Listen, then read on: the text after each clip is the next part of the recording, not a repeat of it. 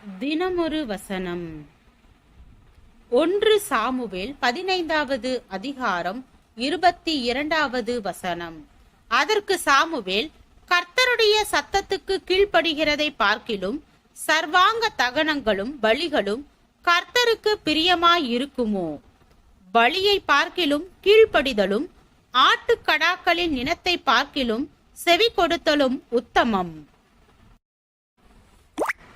அமலேக்கியர்களை வென்று திரும்பிய சவுல் உயர்தர ஆடுகளையும் மாடுகளையும் கொண்டு வந்து தேவனுக்கு பலியிட்டான்.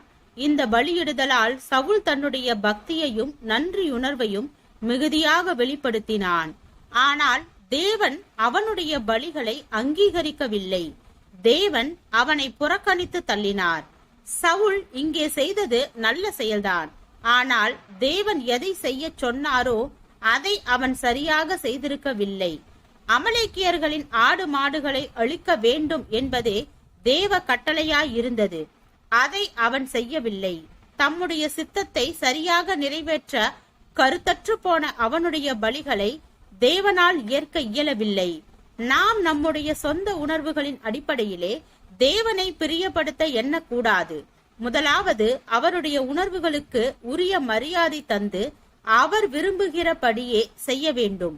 தேவன் தம்மை பிரியப்படுத்தும் விதமாக நாம் எதையெல்லாம் செய்கிறோம் என்பதை விட முதலில் தாம் எதை செய்ய சொல்லி இருந்தாரோ அவை செய்யப்பட்டுள்ளதா என்பதையே பார்க்கின்றார். நாம் ஆத்தும ஆதாய பணிக்கு அள்ளி அள்ளி வழங்கலாம். ஆனால் நம்முடைய ஆத்மா முதலாவது ஆதாயம் பண்ணப்பட வேண்டும் என்பதே தேவ சித்தம். நாம் பெரிய ஆலயங்களை எழுப்ப முன் நிற்கலாம். ஆனால் நம்மை தேவனுக்கு முதலில் ஆலயமாக்க வேண்டும் என்பதே அவரது சித்தம். நாம் ஆயிரக்கணக்கானவர்களை வழிநடத்த தீவிரப்படலாம். ஆனால் முதலில் நாம் அவருடைய வழியில் நடக்க வேண்டும் என்பதே அவரது சித்தம். எனவேதான் ஏசாயா தீர்க்கனின் காலத்தில் யூதர்கள் கடைபிடித்து வந்த எல்லா பக்தி நடவடிக்கைகளையும் தேவன் வெறுத்தார். தேவனுக்கு முன்பாக நற்குணங்களோடு வாழ்ந்து தீமைக்கு விலகி நன்மை செய்ய வேண்டும் என்பது தேவனுடைய எதிர்பார்ப்பாக இருந்தது. ஆனால் அவர்களோ பலிகளினாலும் ஆராதனை முறைகளினாலும் தேவனை பிரியப்படுத்த விரும்பினார்கள். தேவன் அதனை விரும்பவில்லை.